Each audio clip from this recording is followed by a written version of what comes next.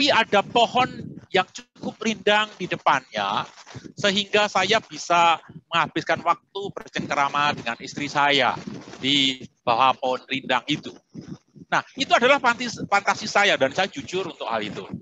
Rupa-rupanya sadar atau tidak sadar, fantasi saya tadi itu dipicu atau distimulit oleh keadaan di daerah saya atau di rumah saya yang pinggir pegunungan, yang cadas dan gersang, sehingga saya merindukan satu tempat yang agak sejuk. Syukur kepada Allah, saya tinggal di Depok yang tidak terlalu gersang dan saya juga mempunyai banyak pohon. Jadi rupanya fantasi saya menjadi kenyataan, bahkan lebih dari yang saya bayangkan, begitu, ya.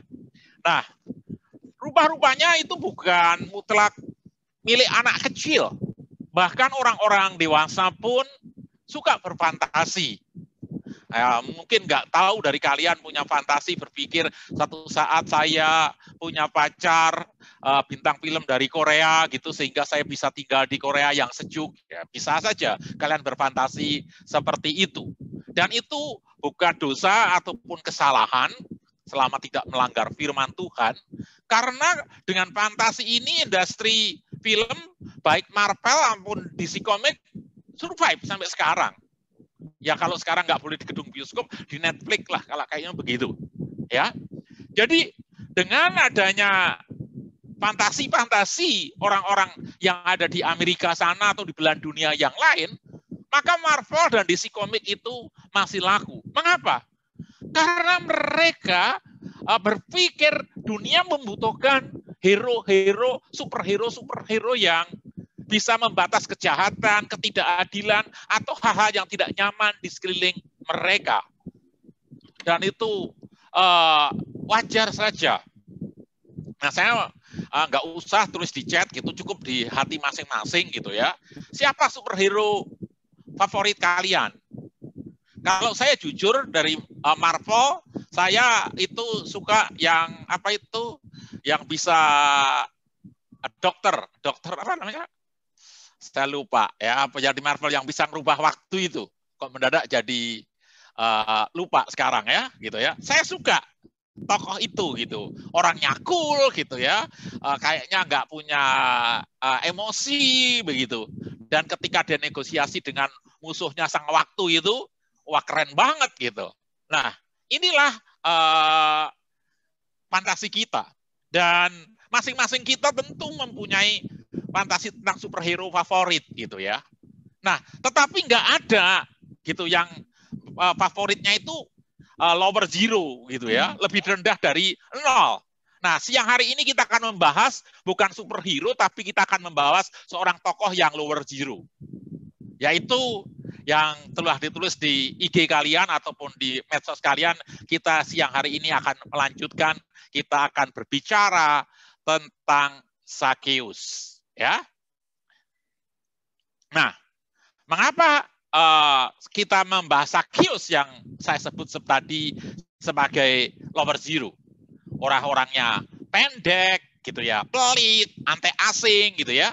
Namun sebelum kita membahas banyak tentang fakta tentang Zakheus, mari kita membuka Alkitab kita dari Lukas pasal yang ke-19 ayat pertama hingga ayatnya yang ke-10. Lukas pasal yang ke-19 ayat yang pertama hingga ayatnya yang ke-10. Silahkan buka Alkitab masing-masing dan saya ingin ikuti pembacaan saya dari tempat masing-masing. Demikian ada tertulis, Yesus dan Zakheus. Yesus masuk ke kota Yeriko dan berjalan terus melintasi kota itu. Di situ ada seorang bernama Zakheus, kepala pemungut cukai, dan ia seorang yang kaya. Ia berusaha untuk melihat orang apakah Yesus itu. Tetapi ia tidak berhasil karena orang banyak. Sebab badannya pendek. Maka berlarilah ia mendahului orang banyak, lalu memanjat pohon ara untuk melihat Yesus yang akan lewat di situ. Ketika Yesus sampai ke tempat itu, ia melihat ke atas dan berkata, Zakheus, segeralah turun, sebab hari ini aku harus menumpang di rumahmu. Lalu Zakheus segera turun dan menerima Yesus dengan sukacita. Tetapi semua orang yang melihat hal itu bersungut-sungut katanya, ia menumpang di rumah orang berdosa. Tetapi Zakeus berdiri dan berkata kepadanya, Tuhan, setengah dari milikku akan kuberikan kepada orang miskin. Dan sekiranya ada sesuatu yang kuperas dari seseorang, akan kukembalikan 4 kali lipat. Kata Yesus kepadanya, hari ini telah terjadi keselamatan kepada rumah ini. Karena orang ini pun anak Abraham. Sebab anak manusia datang untuk mencari dan menyelamatkan yang hilang. Teman-teman yang Tuhan Yesus kasihi, kalau bacaan kita itu kita baca dengan baik-baik, dikatakan saat itu Yesus di dalam pelayanan kesehariannya melintasi kota Jericho. Ya. Di suatu teks dikatakan masuk Jericho, di tempat lain ditulis keluar dari Jericho. Ya, ini nggak usah diperdebatkan. Karena yang satu mencatat Jericho kota lama, yang satu mencatat Jericho kota yang baru. Saya tidak sedang membahas Alkitab secara apologetis, maka saya cuma kasih penjelasan singkat seperti itu. Di situ ada seorang yang bernama Zakeus. Siapa Zakeus itu?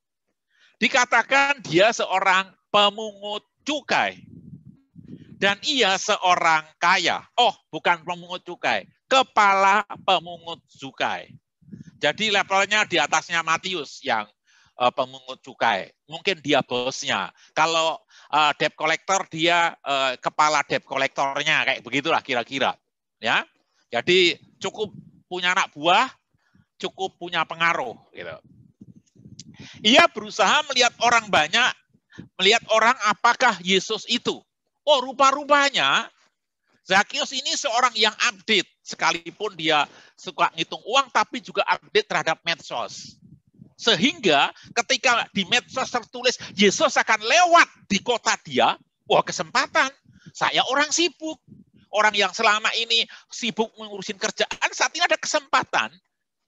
Ada orang tenar lewat. Maka dia pengen tahu orang seperti apakah Yesus itu. Tetapi ia tidak berhasil karena orang banyak sebab badannya pendek. Nah, rupa-rupanya mimpinya dia, kerinduannya dia, kehausannya dia itu mengalami yang namanya challenge atau handicap atau apapun. Suatu barrier yang membuat dia tidak bisa melihat. Ada dua. Yang pertama karena orang banyak. Yaitu orang di luar dirinya. Yang kedua, sebab badannya pendek. Jadi handicap atau barriernya ada dari dalam dan dari luar. Di luar orang banyak lebih tinggi dari dia.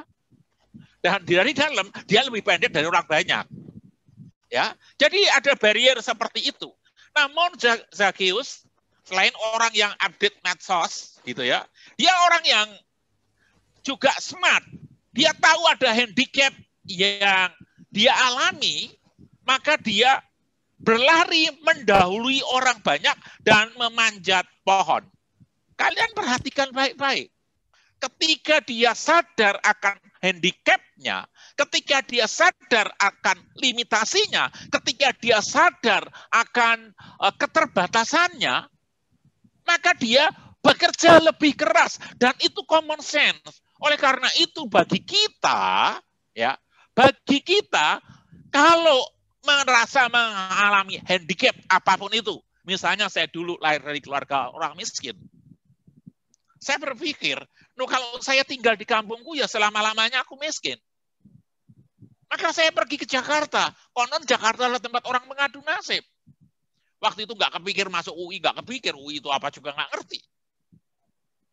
Tapi at least aku ke Jakarta, ketika ada handicap, atau barrier yang menghalangi kita untuk melihat yang lebih jauh, yang lebih visioner, maka berusaha. Dan itu Zakeus lakukan.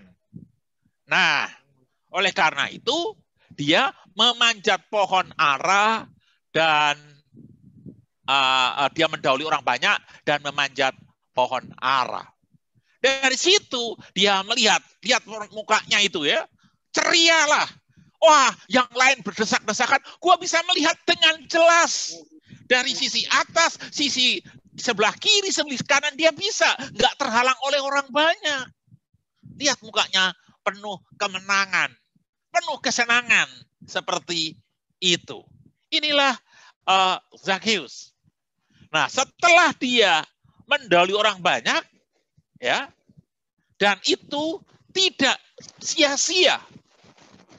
Dia bukan sekedar melihat, tetapi dia bisa menarik perhatian Yesus di situ. Ya, dia bisa menarik perhatian Tuhan Yesus di situ. Dan ketika Tuhan Yesus melihat Zakheus nongkrong di atas kepalanya, Tuhan Yesus mengatakan, Zakheus, segeralah turun.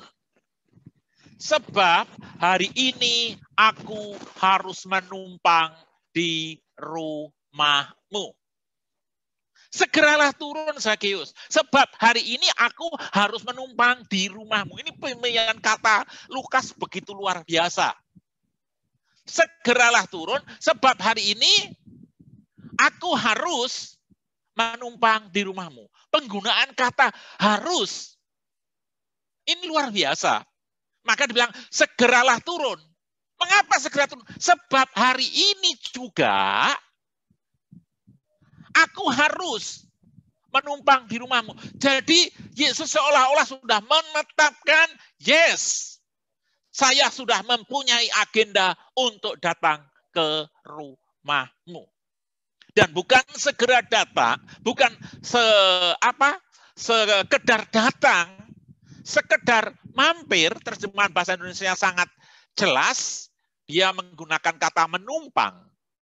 Ya, mone itu adalah suatu kata yang artinya stay atau tinggal di dalam. Persis yang di dalam perumpamaan pokok anggur itu menggunakan kata meno, kata yang sama yang digunakan untuk di sini, tinggal di dalam. Ya, jadi Yesus menegaskan, Zakheus, you got my attention. Bahkan lebih dari itu, aku harus menginap di rumahmu, bukan sekedar mampir. Nah, kalau menginap itu berarti, wow, akrab banget. Gue mampir di rumahmu, itu aja lumayan akrab. Ya, misalnya saya punya sahabat tinggal di Bogor. Sudah puluhan tahun nggak ketemu, gitu ya. Terus anak bungsu saya nggak mengenal, anak saya usianya 17, berarti sekitar 17 tahun sudah nggak ketemu paling tidak. Karena apa? Karena anak bungsu saya udah nggak kenal. Jadi satu sore, udah menjelang maghrib, ada yang ketok pintu, anjing saya menggonggong. Terus saya bilang, Mas, cek ke depan. Pada itu langsung buru-buru anak saya balik. Nggak kenal, Pak. Siapa? Nggak kenal kenapa? Siapa orangnya? Orang rambutnya sudah putih semua. Orangnya kumisan? Ya. Oh, itu sahabat Papa. Karena saya langsung begitu berpikir rambutnya putih, kumisan, tinggi. Nah, itu sahabat saya, Yohanes Pangala. Ya, orang Toraja yang besar di Papua. Ya. Dia tinggal di Bogor. Nah, dia mampir karena dia melakukan studi lanjut di UI. Dan di dalam nyari literatur di UI untuk studi lanjutnya di IPB. Nah, dia ingat saya sahabatnya tinggal di Depok, maka daripada sia-sia, meskipun malam, meskipun capek, mampir. Itu sahabat. Apalagi ini nginep. Wow, itu berarti menganggap banget. Kita perhatikan, teman-teman yang Tuhan Yesus kasih. Bagi kita mungkin nggak terlalu wow begitu. Tapi kalau bagi Zakheus, ini mah super wow. Kenapa? Dia disebut ayat yang ke-7, dia orang berdosa. Dikatakan oleh orang-orang Farisi, ya, orang-orang yang merasa dirinya kudus. ya, padahal dia tinggal di Semarang, mengatakan dia mampir di rumah orang berdosa. Karena pada waktu itu, pemungut cukai, antek asing, tidak nasionalis, pemeras, kikir, dan disebut pendosa. Orang pendosa itu dihindari orang. Orang awam aja menghindari. Nah, ini ada seorang pesohor, guru agama, yang luar biasa, yang lagi naik daun, yang lagi viral, mau nginep di rumahnya. Nah, ini sangat wow. Karena kalau nginep itu berarti waktunya panjang. Ngobrol lebih banyak, ngobrol lebih dekat, ngobrol lebih dalam. Dan itu buat Sakeus. Wow. Kalau kita sekarang namanya, bahasa anak sekarang imaging gitu ya. Anak kalau sekarang ngomongnya, kalau era saya paling ngomongnya begini, mimpi apa aku semalam? Didatangi seorang tokoh agama yang begitu mulia, yang begitu agung. Sementara waktu itu aku orang tersingkir. Sementara aku orang yang terbuang. Sementara aku orang pendosa. Sementara tidak ada seorang pun menganggap aku manusia. Ini ada seorang guru agung yang melakukan mujizat-mujizat luar biasa, yang dielukan orang di mana-mana. Sekarang datang mampir ke rumahku. Menginap di rumahku. Luar biasa cerita ini. Tapi cerita ini hanya berhenti luar biasa. Biasa kalau tidak membawa dampak apa-apa. Apa dampak dari peristiwa ini? Kalau enggak ada bedanya dengan kalian melihat ada seorang pesohor, seorang artis ngadakan show di Margos itu, terus kalian datang sambil cingkrak-cingkrak, terus pulang kalian capek, nggak membawa dampak apa-apa. Tetapi kalau saat dia datang dan di saat ulang tahunnya masing-masing dia membagikan sekitar 200 iPhone 11, membawa dampak buat kita. Kan begitu. Nah, dampaknya apa bagi Sakeus di sini? Kita lihat teks berikutnya, ayat yang ke-8 menuliskan luar biasa. Tuhan, setengah dari milikku akan kuberikan kepada orang miskin. Dan sekiranya ada sesuatu yang kuperas dari seseorang, akan kukembalikan 4 kali lipat. Perhatikan baik-baik.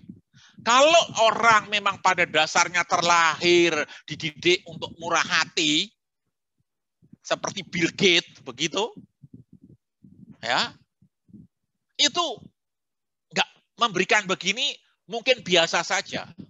Tetapi bagi orang yang terdidik untuk mencintai uang sebagai debt collector, sebagai pemungut pajak, yang uang adalah segala-galanya, memberikan setengah dari miliknya itu luar biasa. Uang yang dikumpulkan sedikit demi sedikit, orang yang serakah terhadap uang, sekarang memberikan separuh dari hartanya diberikan kepada orang miskin.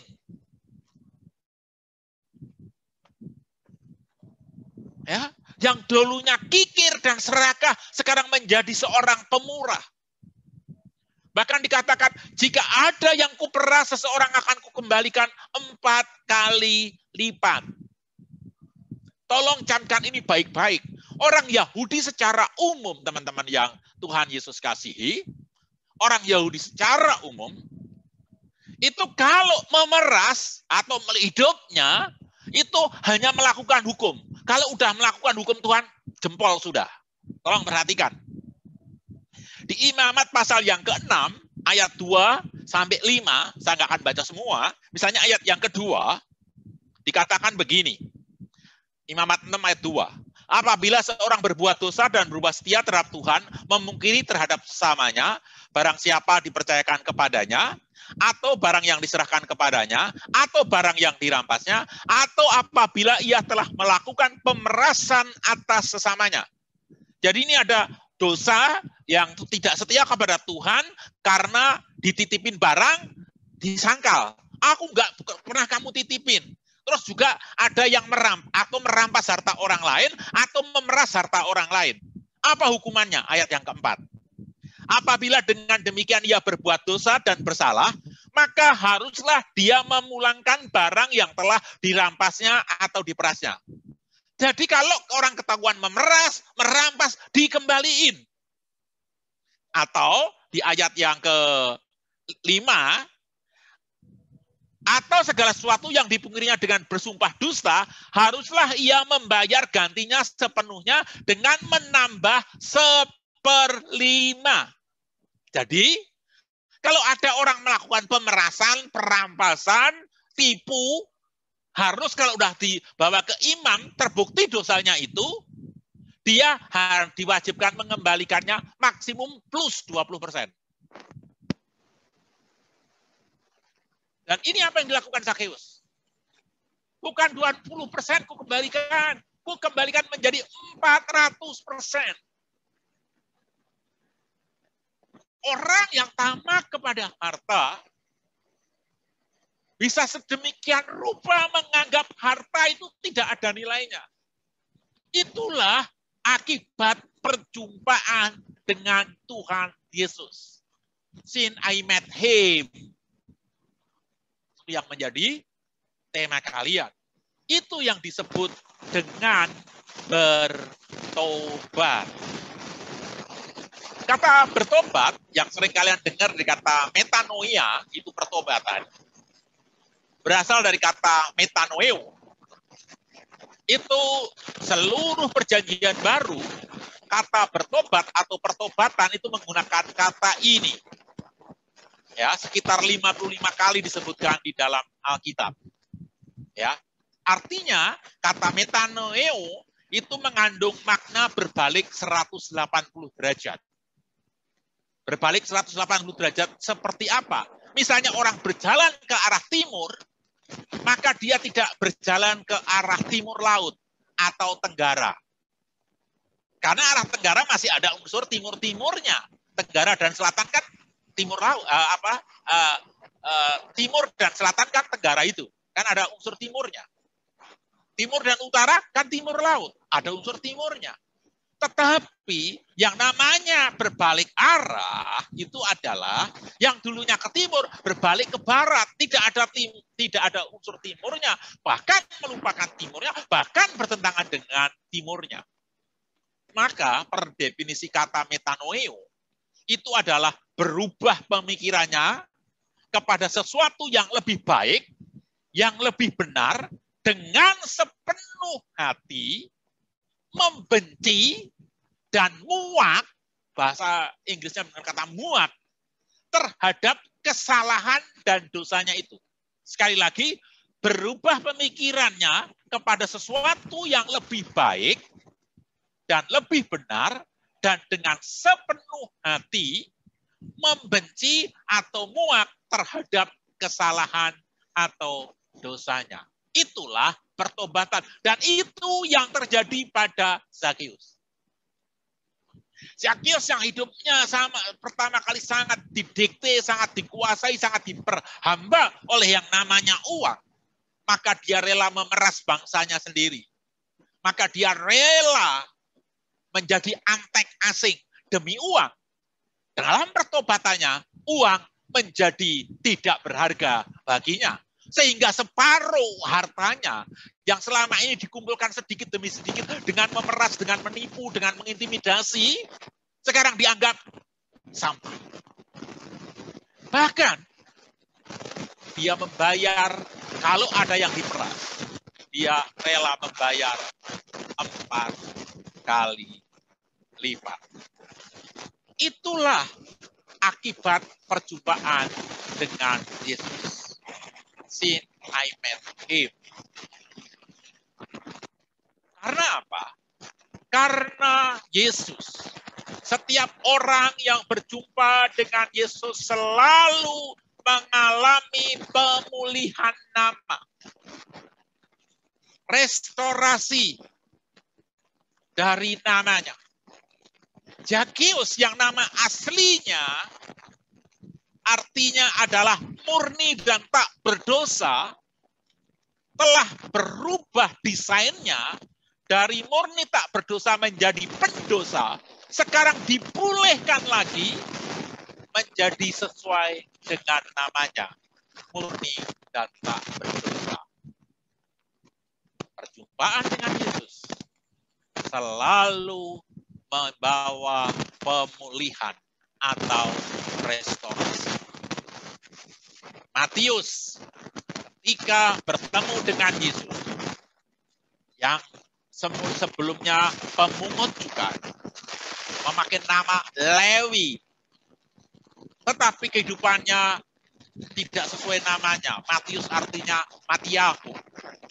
Matia itu artinya anugerah.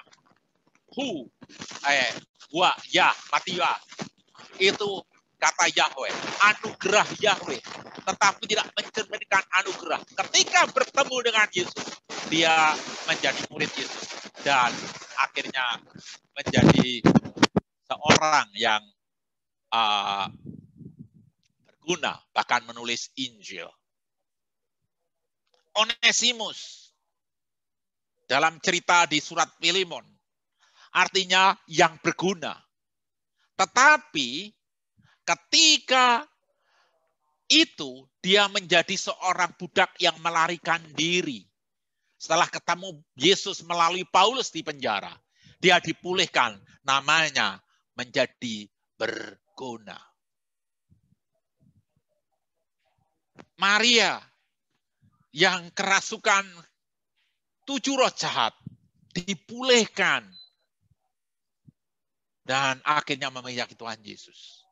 Kita melihat banyak tokoh bahwa setelah berjumpa dengan Yesus selalu dipulihkan sesuai dengan desain awalnya. Tidak peduli kita juga seberapa bengalnya hidupmu, seberapa bobroknya moral kita. Jika kita bertemu Yesus dengan sungguh-sungguh, maka kita akan memperoleh pemulihan. Mangkok di atas ini adalah kesenian di Jepang yang namanya kintsugi. Keramik ini awalnya didesain untuk melakukan hal-hal yang berguna.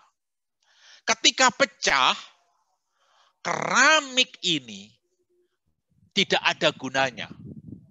Maka oleh seorang master di Jepang awalnya, ini dilekatkan kembali pada waktu itu menggunakan lelehan dari emas. Dan menjadi karya yang sangat berindah dan berharga yang kita sebut seni kintsugi ini. Dan sekarang menjadi hal yang sangat berharga. Yang punya didesain, rusak, diredesain ulang. Itulah kintsugi. Dan Yesus Kristus adalah master of kintsugi. Siapapun yang pernah bertemu Yesus, pasti dipulihkan sesuai dengan desain awalnya.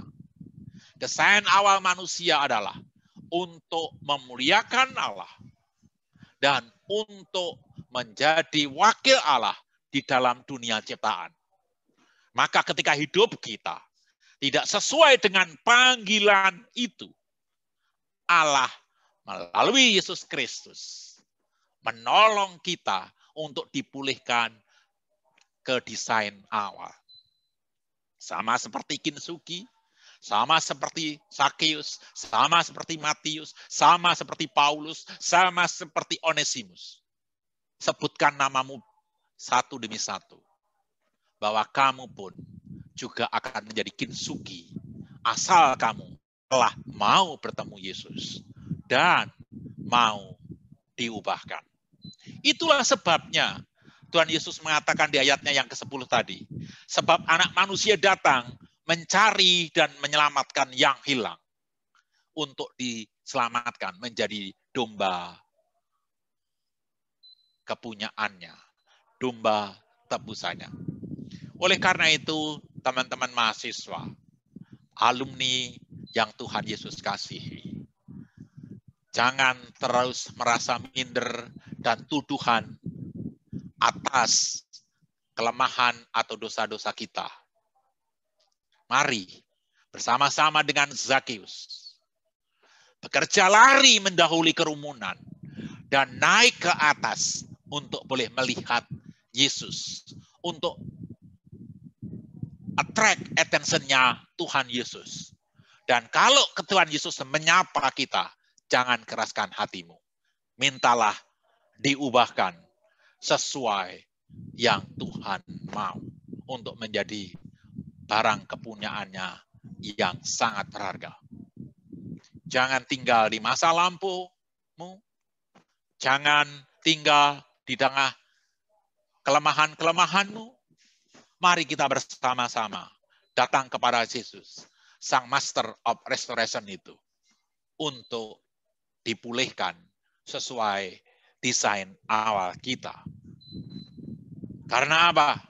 Semua orang-orang kudus mempunyai masa lalu yang tidak baik. Tetapi setiap pendosa seperti kita juga mempunyai masa depan. Demikian Santo Agustinus. Setelah dirinya seorang pemuja kebebasan seksual, atas doa mamanya bertemu Yesus dan dipulihkan dan menjadi santo tokoh gereja yang mengilhami tokoh gereja lainnya. Maka kita pun juga demikian. Ingatlah, setiap orang kudus mempunyai masa lampau yang mungkin kelam. Dan setiap pendosa, siapapun dia, tetap mempunyai masa depan untuk dipulihkan seperti Zakeus. Mari, masing-masing membuat diri kita rela dibuat oleh Yesus menjadi kinsugi-kinsugi, menjadi perubahan sesuai desain awal kita. Dan kita akan mengatakan, since I met him, kita tidak seperti yang lama lagi. Sebab sejak bertemu dia, kita telah diubahkan menjadi manusia baru. Tuhan Yesus memberkati kita sekalian. Amin. Kita berdoa.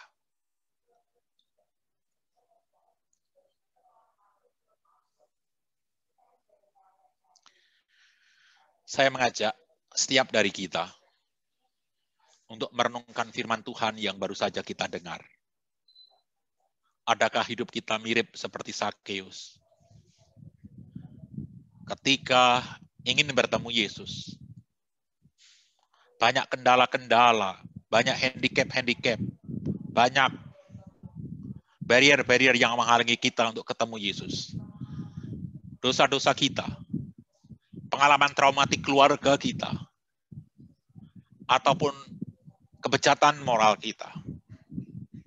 Namun tidak ada satu kebejatan moral, kerusakan moral, dosa-dosa yang menghalangi Yesus Sang Master of Restoration tadi. Membuat kita pulih, bahkan lebih berharga lagi. Oleh karena itu, saya mengajak, jika ada di antara kita merasa seperti itu, mari kita datang kepada Tuhan. Taruh tanganmu di dada seraya berdoa. Tuhan Yesus, aku the broken vessel. Aku keramik yang sudah hancur oleh kehidupanku menghidupi dosaku. Saat ini datang dengan remuk ini ya Tuhan. Jadikan aku, pulihkan aku berfungsi sebagaimana seharusnya. Sebab Engkau tahu, sebab kami tahu, Engkau mampu memulihkan diri kami. Seperti memulihkan Zakeus, Matius, Paulus, Maria Magdalena, Onesimus, Santo Agustinus, dan pendosa-pendosa yang lain yang akhirnya menjadi santo. Kami juga pendosa-pendosa seperti mereka, dan kami mau mempunyai masa depan seperti mereka, hidup kedapatan kudus di hadapan-Mu. Tangkap aku, pulihkan aku, bersihkan aku, pulihkan aku kembali sesuai dengan desain awalmu, ya Kristus. Mari berdoa di hadapan Tuhan. Bapa Surgawi yang Maha Kasih, Engkau melihat tangan-tangan yang saat ini ditaruh di dada dan berdoa di hadapan-Mu, ya Allah. Datang ke hadirat-Mu dengan hati yang remuk, untuk rindu dipulihkan sesuai desain awal kami masing-masing. Kiranya Engkau menerima setiap kami, ya Tuhan. Dan pulihkan kami, sehingga menjadi alat yang berharga, yang lebih mulia dibandingkan keadaan kami sekarang, ya Tuhan. Hamba-Mu berhenti berbicara, suara hamba-Mu tidak akan terdengar lagi, ya Allah. Namun Roh Kudus Tuhan yang ada pada setiap kami, akan terus berbicara kepada setiap kami, mengingatkan kebenaran firman Tuhan ini bagi kami. Ampuni kami, ya Allah, jika dalam mendengarkan firman Tuhan, sikap kami tidak berkenan di mata Tuhan, kami meremehkan firman Tuhan. Ampuni juga hamba-Mu, jika dalam menyampaikan kebenaran firman-Mu, ada sikap hamba tak berkenan di mata-Mu, terlebih-lebih jika hamba-Mu mencuri kemuliaan-Mu. Sebab hormat dan kemuliaan bagi Allah, dari kekal hingga kekal. Di dalam Kristus Tuhan, yang telah memanggil Zakius dan memulihkan Zakius, kami berdoa dan mengucap syukur. Amin.